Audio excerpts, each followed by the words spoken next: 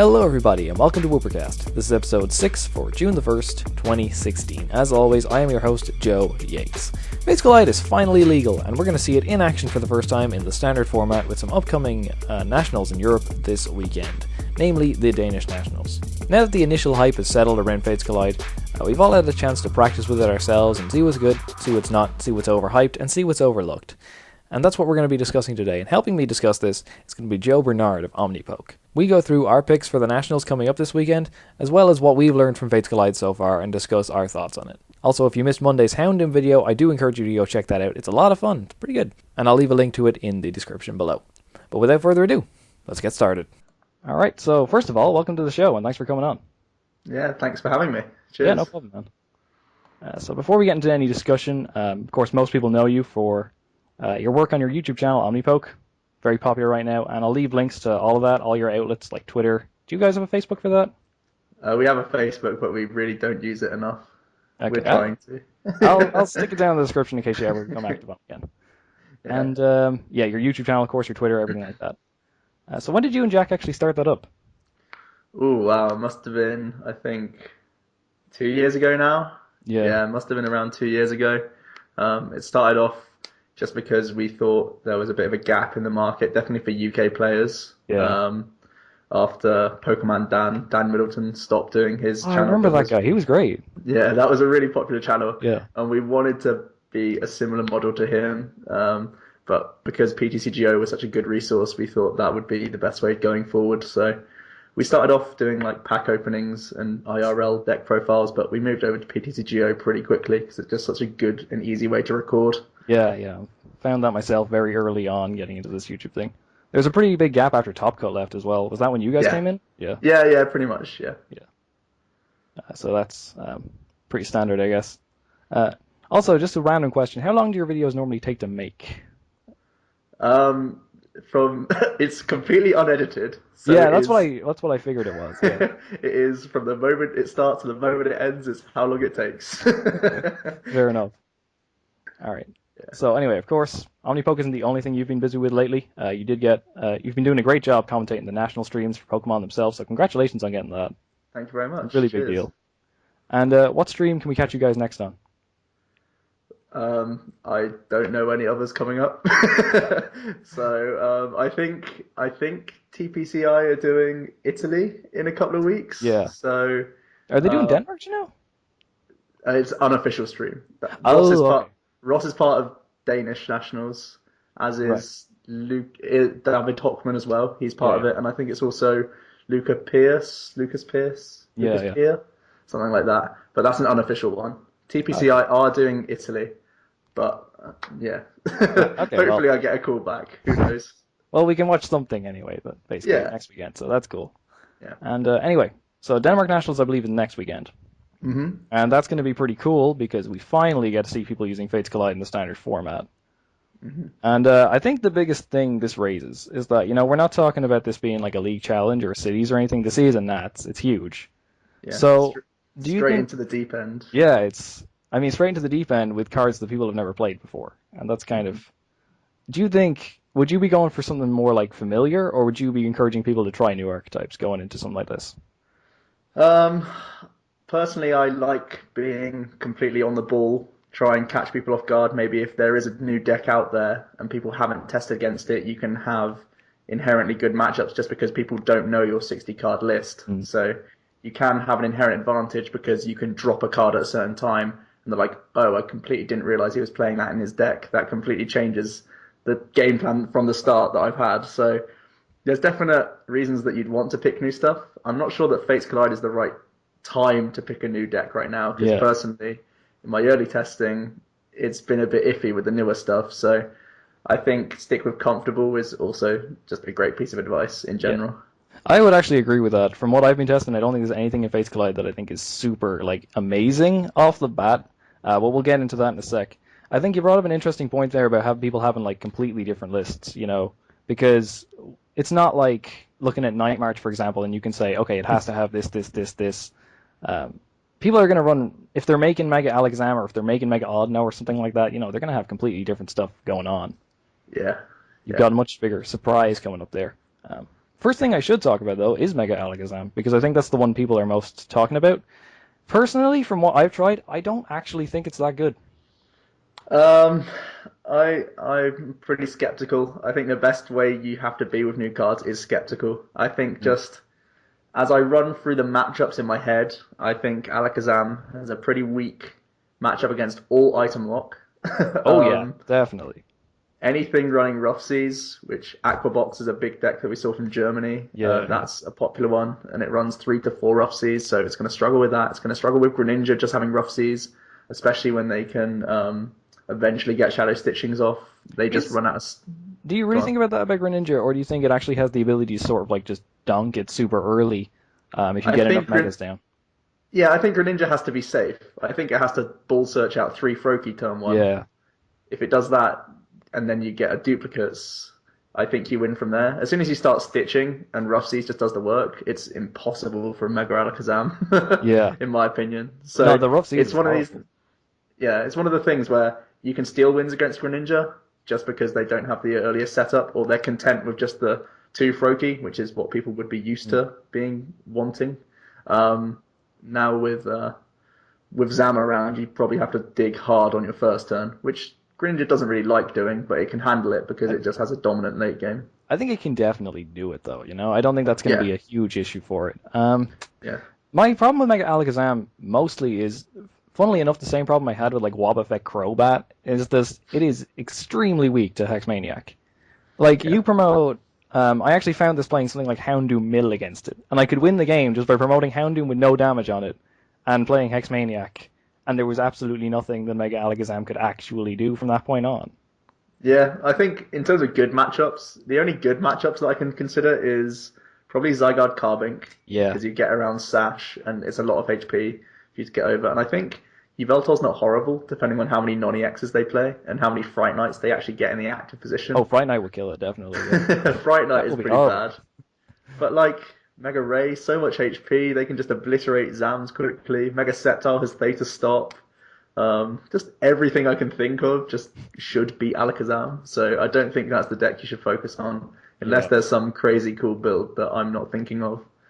I don't see it winning too many games.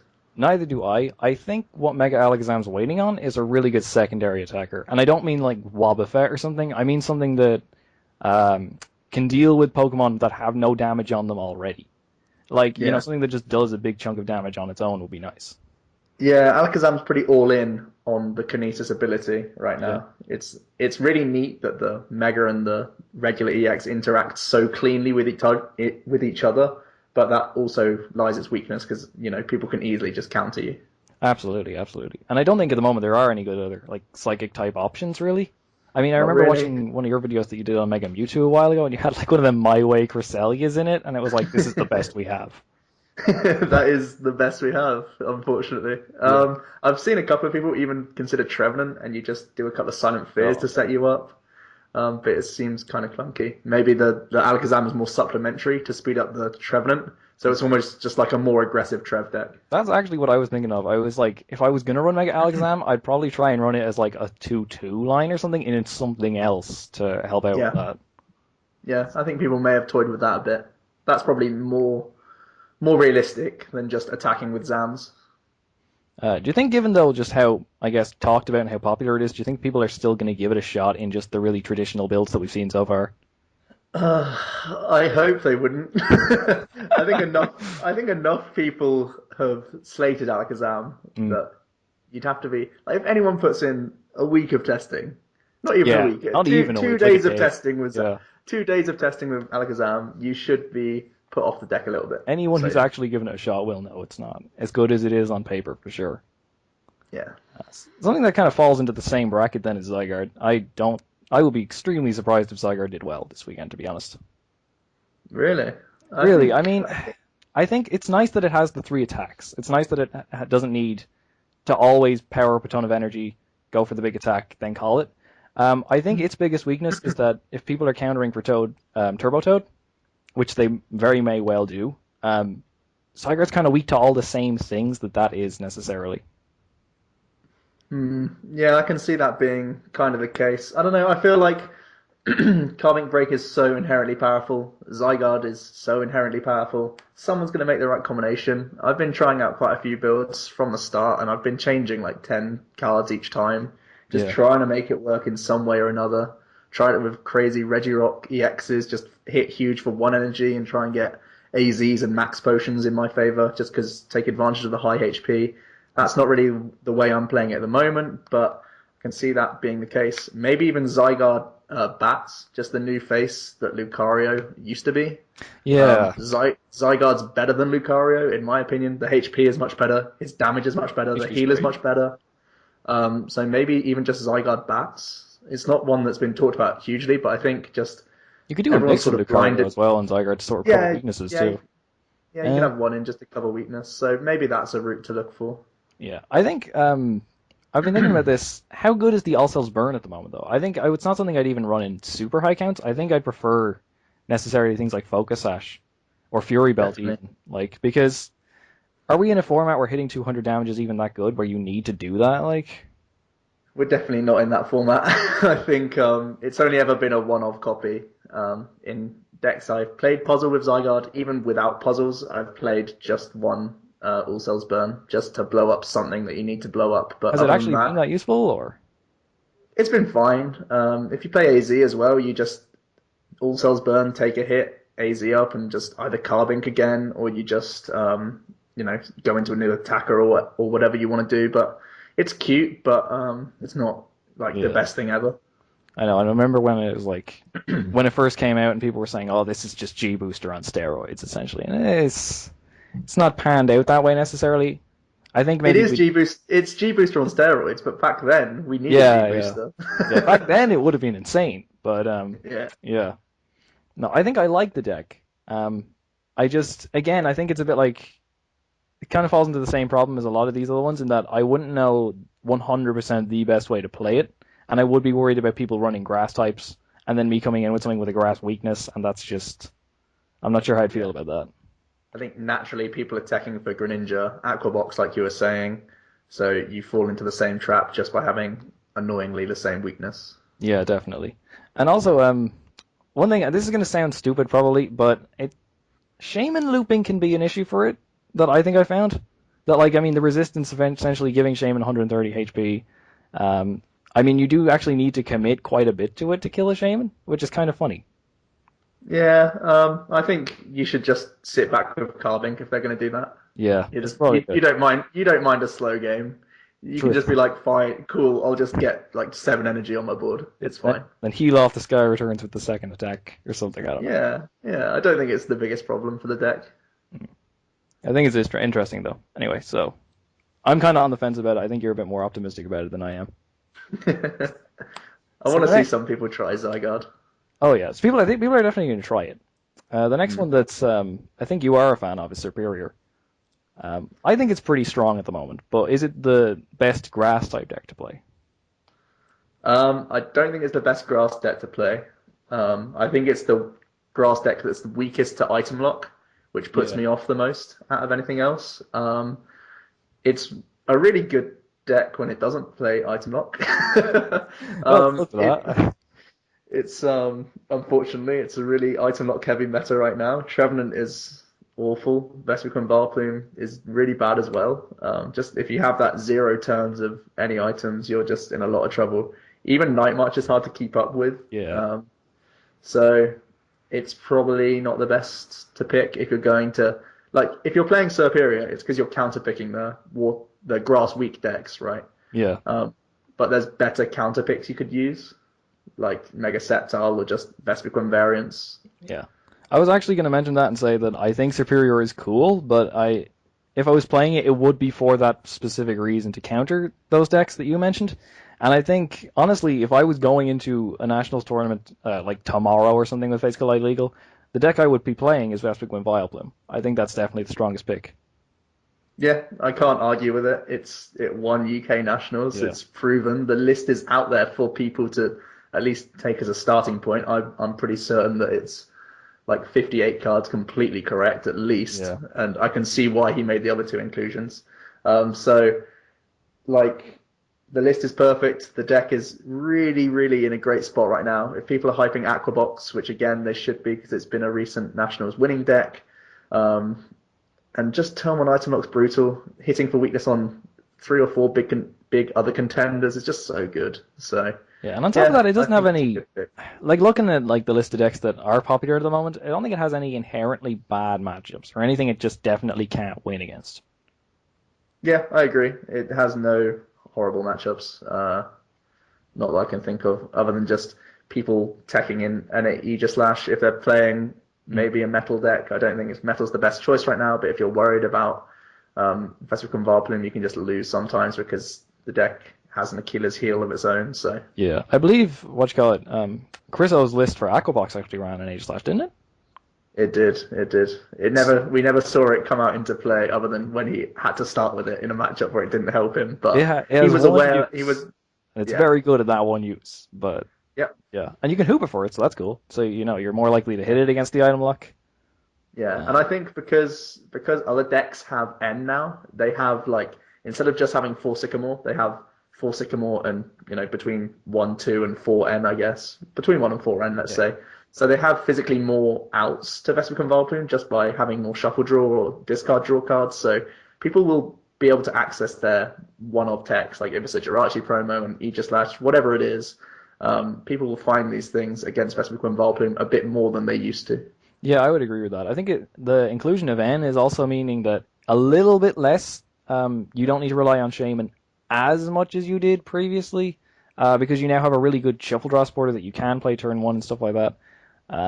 I think I've been able to get away with not playing Shaman in more games since N has become legal. Yeah, I agree. You can. It's also a mention for Night March. It's annoying for them. It is, yeah. It's annoying because they're getting a lot less cards for their aggressiveness, but also, like you're saying, you're less pressure to use Shaman because you have more outs in the hand where you're like, okay, I don't really need to Shaman here just for 1 or 2. I could just N and try and refresh that way. Yeah, definitely. But anyway, back on the Vesper Convolplum. I think just as we were mentioning about Aegislash, I think if I was running it, I'd like an answer to Aegislash in it. Just because I think a lot of people are going to go down that route. Since they've seen the winning deck did actually run an Aegislash in it. I think a lot of people just look at that and instantly think, oh, I'll just run an Aegislash in my list.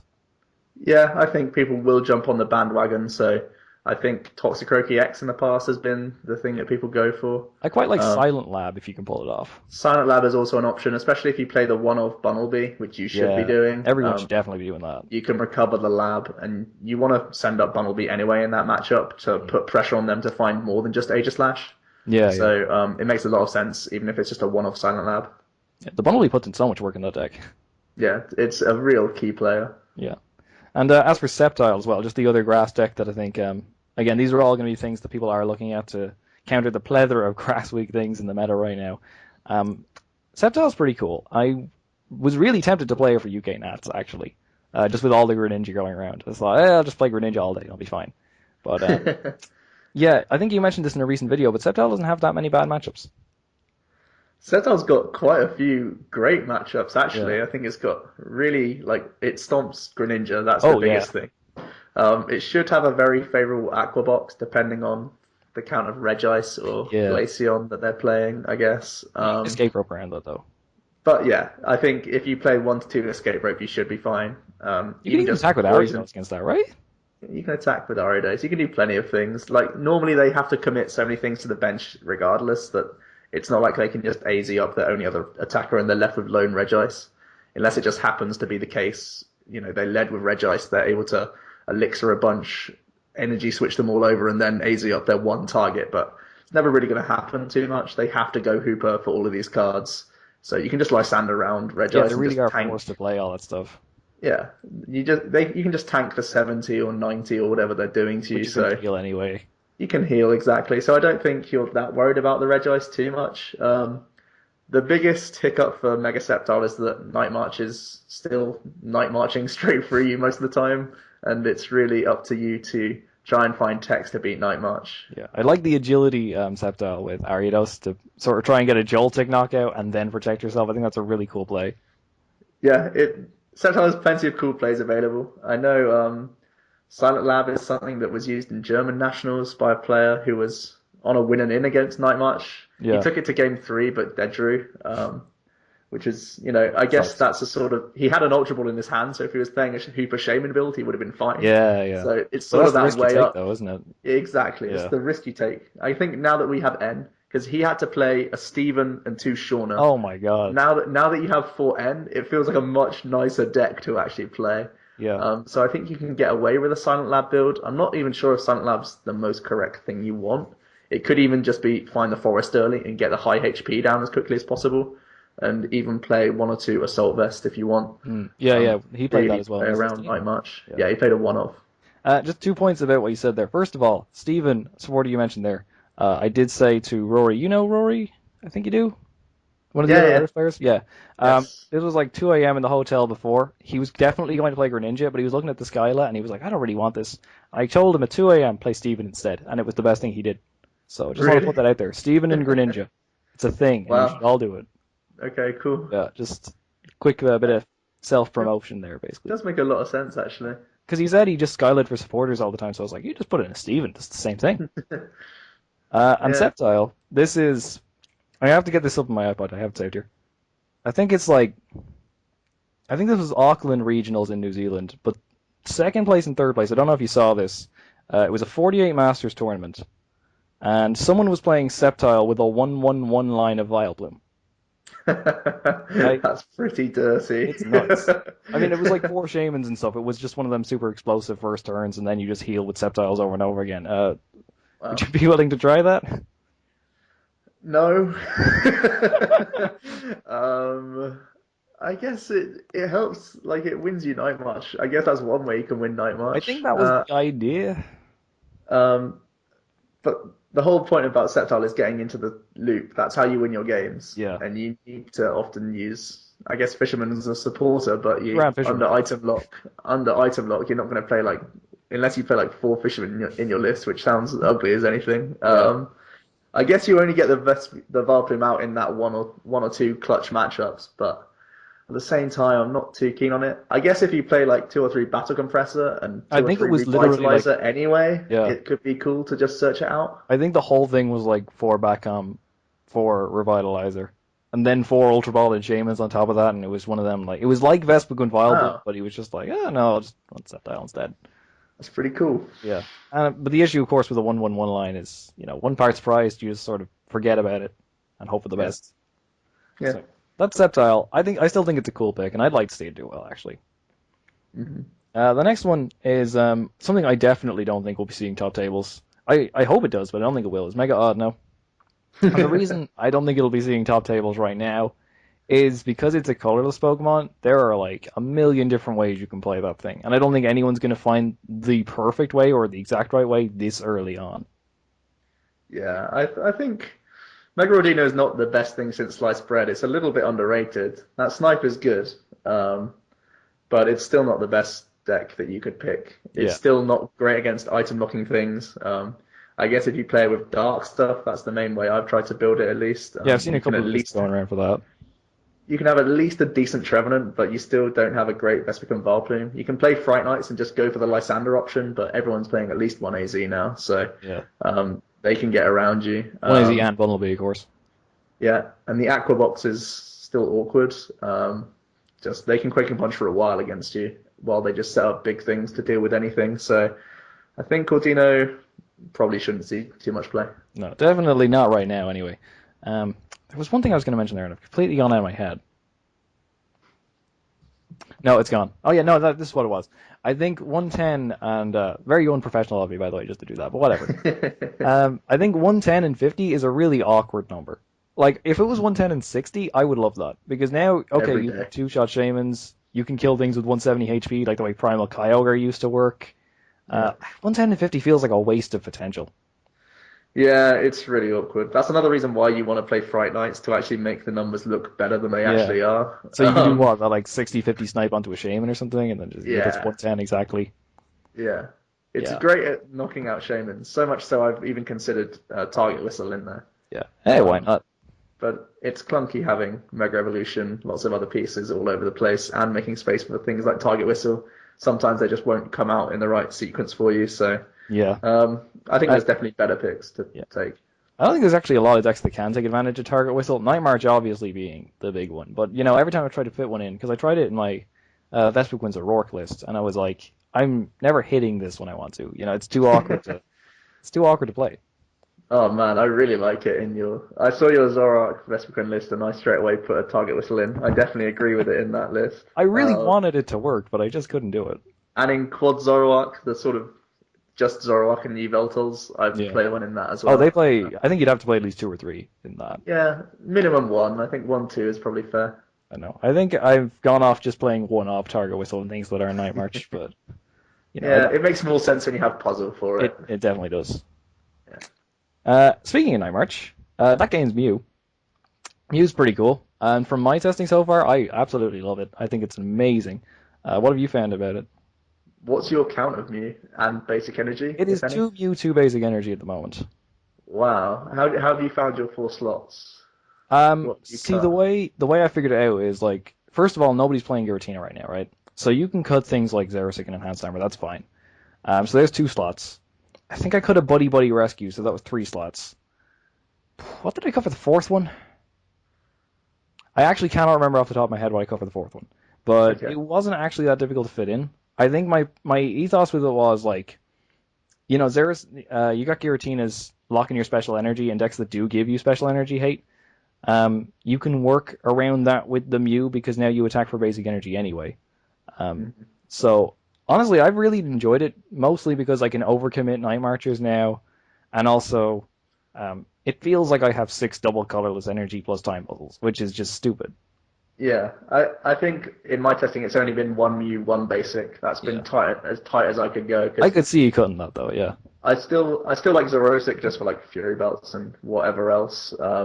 So I think I wouldn't cut Zerosic right now because it's just so good. It's also really good against Trevenant because Trevenant's awful for you, but you deal with the Bursting Balloon, you're in a bit better shape, I guess. I think just the 1/1, 1 Mew, 1 basic energy is probably the way to go. Which color of energy are you playing? Oh god, I mean, whatever I feel like, really. Is it a lightning or a psychic? Weird stuff like, fighting energy in case they play Scorched Earth. This doesn't matter. Like. Yeah, that makes more sense. Yeah, that's pretty cool. But yeah, I think another one of that I've squeaked into my list is a Bent Spoon. Yeah, I was thinking about this. So you have a better Greninja because you don't get stalled by Jirachi promo. Yeah. My feeling about the Jirachi promo was that you kind of get around that with the Mew anyway, because now you attack for basic energy, so it doesn't actually matter. And I also did with original Night March before Mew was out, I actually ran like a 1/1 Zip Strike line so that Joltik could still hit it. That was so cool. But, that's pretty cool. That was a lot of fun. I think just because they can shadow stitching you quite comfortably with Muscle Band, that really hurts me. That makes me want to not play Mew in the matchup. And anyway, you need to hex so much in that matchup that I don't want Mew to carry me. I want to let the Bent Spoon do the work, basically. Yeah, that's pretty valid though. I do like that Mew has free retreat though. So if you do get item locked or hexed yourself, shadow stitching or hexed yourself, you can just go straight into it like a Night Marcher and just attack with that thing instead. That's exactly why I play the 1/of, just because it's a pivot whenever you need it. If it didn't have free retreat, it wouldn't be in the list at all, ever. Are you still running Buddy Buddy Rescue? No. No, I couldn't believe that. Puzzles are my buddies. Yeah, exactly. I was running it with puzzles and I liked it, because you can still overcommit your Night Marchers that way a little bit more comfortably, but no, now you have no need for it. Floatstone was something I considered cutting because now you have a free retreater. Did you take that out at all? It's definitely still in for me. Yeah, same here. I mean, I just don't like the idea of starting Shaman and being like, oh, now I've got an AZ. So yeah, I think Floatstone has to stay, even with a nice pivot. Yeah, just a 1/of is fine. Mm-hmm. All right, so would you expect to see Night March be doing well at this next set of Nationals? You have to say yes. Yeah. Especially in such a fresh meta. Such a fresh meta game. People will be trying, kookier lists. People will be going, they're expecting it to be an even wider meta game than it actually is. Like, if you think there's these new decks coming out from the new set, you think, oh, there could be Mega Alakazam, there could be Zygarde Carbink. You're teching for too many things sometimes, and then you throw in jankier things to deal with a whole range of matchups, then Night March just purely outpaces you and just wins. Yeah, sure. So I think the only off-putting thing for Night March right now, on top of what has been already awkward for Night March, is that Aquabox is getting a lot of hype. Yeah. Aquabox has a pretty favourable Night March matchup. Toad and Fury Belt and basic energy on it and everything is not nice. No, not at all. I think, yeah, people have run, like, we saw 2 lists in UK Top 8. Both of them were running 1-1 Quen line. That's still an option, but then, then you're not running Mew, probably. No, definitely no space for Mew if you're playing Vespiquen. There was also a 4-4 Vespiquen list that I think made top 16 at UK. Really? It was Joseph Phillip. Yeah, Joseph Phillip, I think. Yeah, I know the guy. He's a pretty good player, actually. So yeah, really good player. The judgment on that one. He played 4-4 Vespiquen, so if you're super worried about Aquabox, there's you go. That option. Yeah. At that point, you're just running Vespiquen with Night March as opposed to the other way around, though. Yeah, but I mean, it's actually like an American concept early on in the season, and I guess it makes a lot of sense in this meta game. Yeah. Yeah, I would agree. I think if, before Mew came out, the 1-1 line I would be leaning towards, even as cool and all as Striker was, I did have to concede the Vespiquen's probably better. Yeah, but, close. But yeah. I know. I could still see Night March Mew top 8ing a bunch of things. I mean, it's just inherently powerful. Mm-hmm. And just 2 more decks that I wanted to cover. First one was Turbo Toad. I think Chris O mentioned this in his winner's interview, that the surprise factor has gone now, and people are going to be prepared for this. I think that really kind of limits your options with playing it, really. I think the fact that it's an anti-meta deck means that because it's a surprise doesn't necessarily change how the decks still interact with other decks. Yeah. Like, it still has on paper a phenomenal Night March, a phenomenal Greninja, a pretty good Trevenant, just because you have so many Rough Seas. Oh, that was a great draft. Right? Yeah, it should have I've lost games to Trev, personally, but I think turn 1 item on lock. Yeah, turn 1 item lock does things. Let's just say that. But I mean, on paper, you have these 3 good matchups, and these 3 are very popular decks. So even though the surprise factor's gone, the only thing it does is it puts doubt in players' minds if they are playing those 3 decks, because they're worried about Aquabox. I don't think because it's necessarily a new deck that no one's seen before changes too much. Yeah. Yeah, I think that's fair enough. I don't know. I think you do have to be considered that, like, maybe people will just play hard counters to it. I mean, it's not that it did well in Germany. It did amazingly well in Germany. It was, 3 spaces in top 8, overall winner. I mean, that's nuts. Like, and Mark Lutz, he scooped in top 8, and he was against Fatih, who got to the final with Trevenant. So you'd expect him to win that matchup, and it could have been an Aquabox, both in the final. It could easily have been. Definitely, because we saw Chris O beat Trevenant, of course, in the final, so we know it can beat it for sure. Yeah. But yeah, I still like the deck. I still think it's inherently powerful. I wouldn't play it because I think I'd be too worried about Vespiquen Vileplume. But yeah. I think you're right to be worried about Vespiquen, but at Germany no one played it for some reason, and that was weird. In the UK only a couple of players played it. I think you have to be pretty experienced with Vespiquen Vileplume to do well with it, because there's a lot of micro decisions that can go against you. Yeah, we saw that a lot with Tamao's top 8 games, actually. It's not as much just, I go first, I win, Not at all. Yeah. And the last deck that I have on my list is one deck that I think is kind of on the down, despite how amazing it was going into UK, is Frogs. I think it's on the down, especially because we've seen Turbo Toad do so well now. And, if you're countering, the people who counter for Turbo Toad are going to be countering for Frogs just sort of coincidentally. Mm-hmm. I can't see Frogs being super popular going into this. No. Yeah. I think you'd be super worried about Aquabox, because I've literally sat down for like half an hour looking through binders, thinking, what on earth can stop an Articuno on a rampage to take 4 prizes? And there's nothing. There's literally, I was like, maybe a hard charm. But that's actually what I was thinking, but you still have to rely on them not flipping heads. Exactly. It turns it into they need to flip 2 heads on a 33% in your favour. That's all hard charm does, and you have to find it in the first 2 turns in the first place anyway. It just looks ugly. So it's not nice. It's pretty horrible. Vespiquen Vileplume is still a pretty awkward matchup. Night March playing Bent Spoon makes it more awkward for you as well. So yeah, I think it's not quite as well poised as it was for UK nationals. Yeah, no, I would completely agree with that. I think when I was going into UK Nationals, I was terrified of frogs. Even though I was running Vespiquen myself, I was like, it's stupid what this deck can pull off.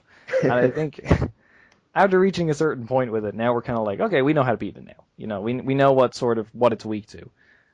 One thing a few questions about like people's lists with frogs though is we have N out, but would you still play Ace Trainer in it? No. Really? I think it's only better in turns 2 and 3 than N, and you would prefer N in every other turn in the entire game. That's a good point. Yeah. I think that's why I wouldn't play Ace Trainer.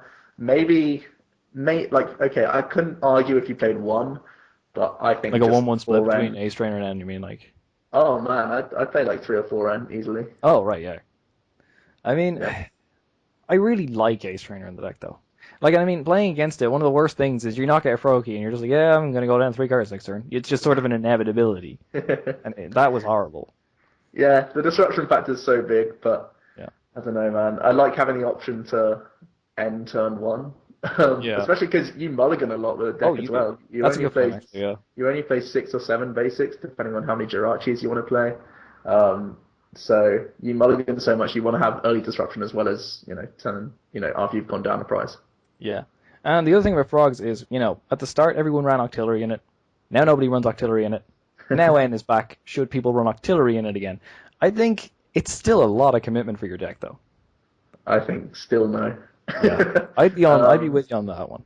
Especially because the Greninja player can play around N a lot better than other decks can, because you can splurge out like 180 in a turn, so you can sit on at least like 3 prizes or something, and then just, evade N, taking you down to 1 card at least. Yeah. So I think N's always on your side as the Greninja player, so I don't think you should play Octillery too much. And when you put it that way, you get N, think about it, you get N to 3, you draw a card for turn. Oh, that's Octillery for 1. That was worth 4 spaces in my deck, yeah. Exactly, yeah. Yeah, I would be completely with you on that one. If anyone is playing frogs, I couldn't see Octillery making an appearance. No. Quick shout out to Delphox as well. Just one thing I do want to mention. It's an inherently powerful deck that is like hilariously bad in the meta right now. It's just stupid. Like, I mean, what? You've got a water weakness, which is just absolutely horrific. You've got probably the worst item lock matchup I've seen of any deck that I've mentioned here. You can't do anything. You lose to Night March because they outspeed you. I don't think it actually beats anything that would be in like the top 8 decks right now. One day maybe. I'm not even going to acknowledge that as a contender, to be honest. I mean, we've not talked about Trevenant. I think Trevenant's I should mention that actually. Completely forgot. Trevenant's really good. Trevenant is really good. I don't see any reason not to play Trevenant, to be honest. Only the hype of Aquabox. That's not the easiest matchup for you, but even you can win against Aquabox with. I think players will be going back to Headringer builds. Yeah. I think maybe, turn 1 item lock just inherently beats everything if you can do it. Like. Yeah, it can do. Even against Aquabox, like you said, I mean that thing is so item reliant. Yeah, definitely, it definitely is. As soon as you start disrupting them, especially Headringers, because they can't get their max elixir going. Headringer stops Mineral Pump from being a real factor, and that's the main reason they try and win the game. Yeah. It's funny that you can attack with Manaphy in a few matchups. Like, yeah. Yeah, it's actually a pretty good attacker. Yeah, which is 60 damage goes a long way apparently, and the heal. I watched that. What was it? Jake Walvin's the tournament he's doing. Seeing the Manaphy put in the work against Greninja there, that was pretty satisfying. It was cool to see. I'm not sure if I would have made that line, but it worked out for him. True. Because in my head, even though he could have got the Articuno on turn 2, which still gets him the same amount of prizes that the Manaphy got in 2 turns, and then on the 3rd turn he would have won 4 prizes instead of 3. So I still think he made the wrong line. But he didn't need to flip coins this way. He didn't need to flip coins, that's true. I wonder if it's worth running some trick coin, just in case, I doubt it. Maybe. No. I don't think it sees play over Fury Belt just because you need Belt for so many other matchups. That's true. I don't know. Shame we don't have Victini anymore. That'd be nice. Alright, well, I think that's all I wanted to talk about in this video. We've been going for 40 minutes, so that's okay. Were there any other decks that I completely forgot about for some reason? Yveltal? How the hell did I forget about Yveltal? How did I actually forget about that? I think I don't even bother mentioning Yveltal because it's like, it's Yveltal. It's always going to be strong. I can't see a format where that's not good, really. If you were to play any build, though, what sort of build would it be in this meta? That's a tough question. I think I Yeah, still really like Quads O'Rourke and just the baby of Eltals and saying, screw the EX. But with Turbo Toad, I've done no testing of Turbo Toad versus Yveltal at all. So this is all theory in my head. But I wonder if the EX would be better at dealing with that. yeah. I think one Yveltal EX might be sneaking back into lists for that very reason. Yeah. Um, Especially because Night March has got so many things to contend with. I think the item lock is going to be the biggest thing going into the Nationals, because Vespivar is a great pick, Trevenant's a great pick, Aquabox is a great pick. All of these things should put you off Night March, so I think you can get away with having one Yveltal EX being greedy, because that'll help you out in all of those item lock matchups. Yeah. So I don't think you'd play the Maxis, because again, I'm saying item lock is going to be everywhere, or should be everywhere. I'd actually completely agree with that, and I don't think there's any real reason to play the Gallade. As cool No, and all there's as it not is too to much have reason. out, like It's actually really good against item lock if you get it turn one, if, but it's just not high. yeah. It's not a high percentage of you doing it in standard right now. I think I've mentioned this on the podcast before as well, but one thing I really like about the Maxi engine of Eltal is there's no pressure on you to actually do a turn one. It's very Yeah. much when I need it, I can do it. Yeah, definitely. But you only have a one-turn window against those item lock decks. Yeah, you do. Yeah, and Toad on its own as well. Just to cover a few other things. I don't think straight Toad. Looking at this list of things again, I don't think it's been as powerful as Turbo Toad. I think it would lose to Turbo Toad because they do have that one-turn window to get everything in play. All the things that counter Turbo Toad it'll lose to. It has a horrible time against frogs. I don't know how you. I think I remember watching your straight Toad video and you saying that you could beat frogs with it. I don't know how you did that because I can never. It was a best of three against a bad player who played artillery, and I stalled him out.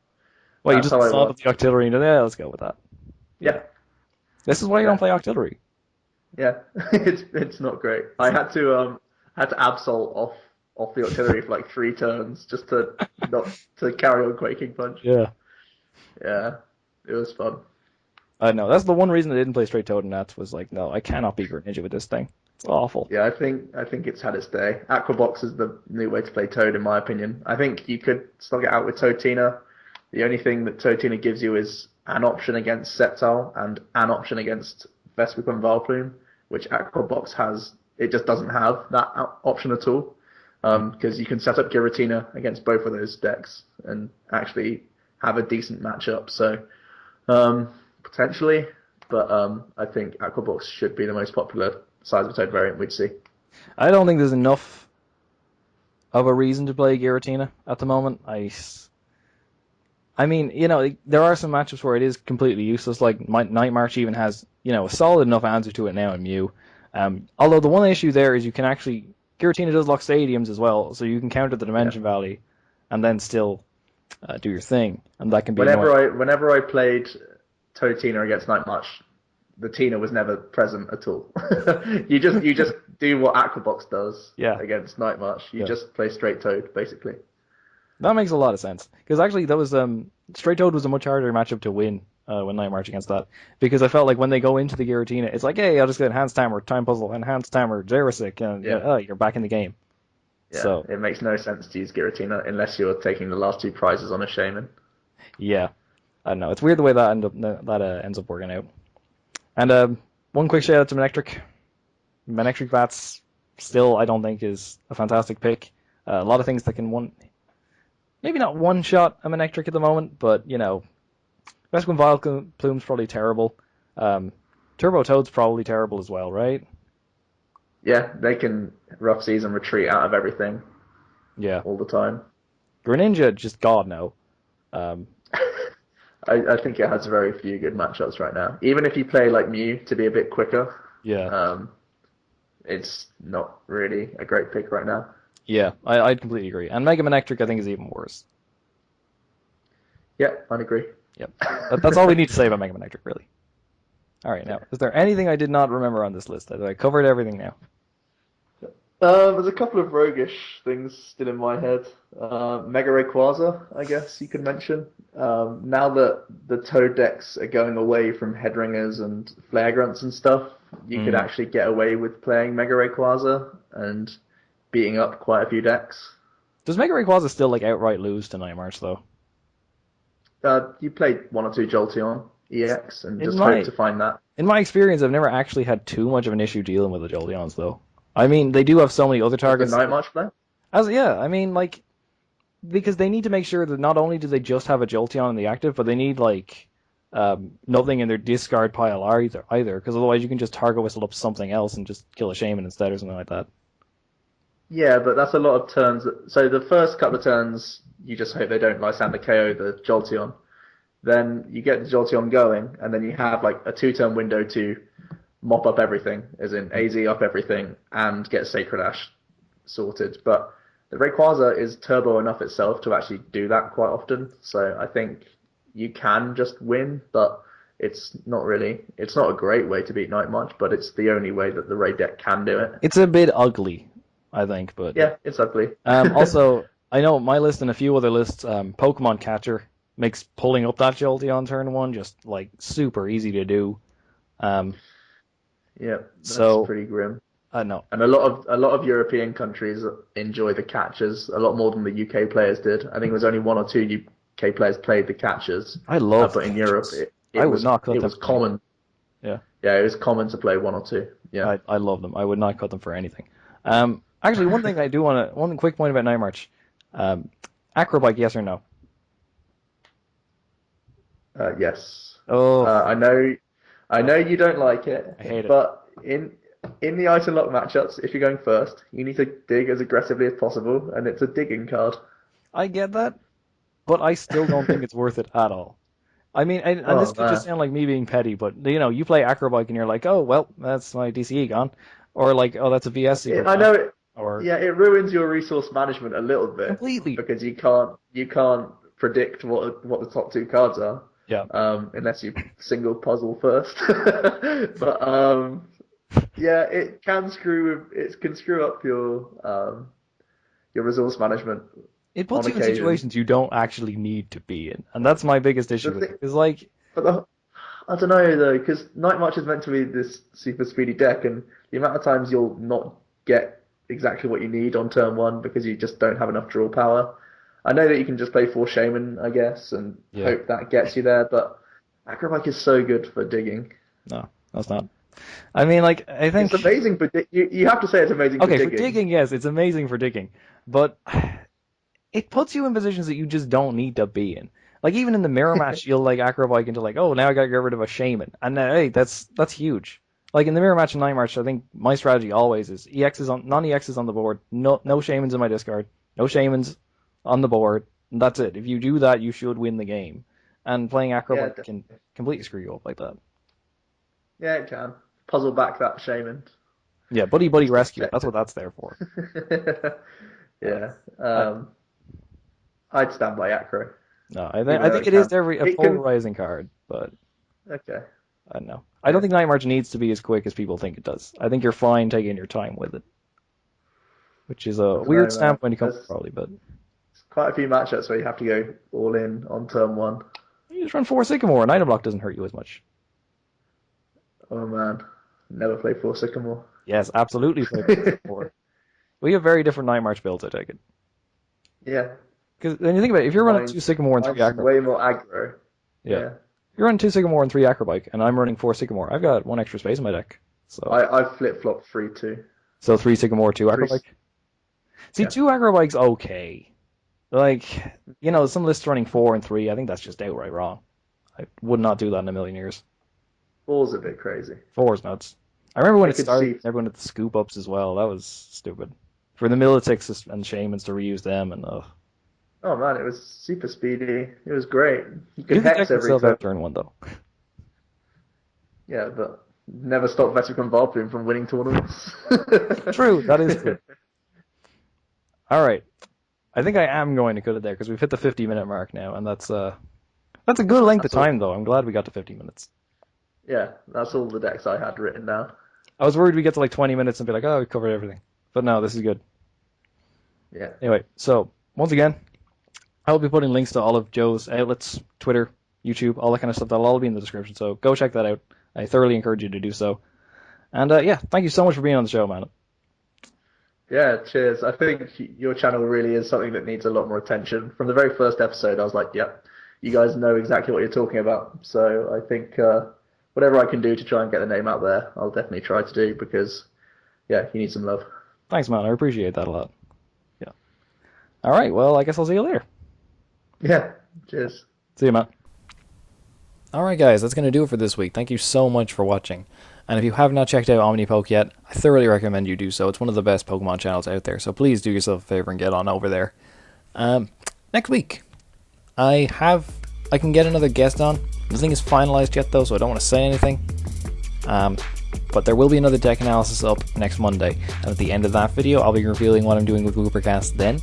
And I think that's a structure that I want to continue going forward with the channel. I like doing the deck analysis on the Monday, and leaving something in at the end to tell you what the Woopercast is going to be for that week. So I think that might be something I start doing. And also lets me diversify the videos I put up, which is something I definitely wanted to start doing anyway. But yep, that's going to be it for this week. As always, I have been your host, Joe Yates. Please like, comment, subscribe, all that good stuff, and I will see you next time.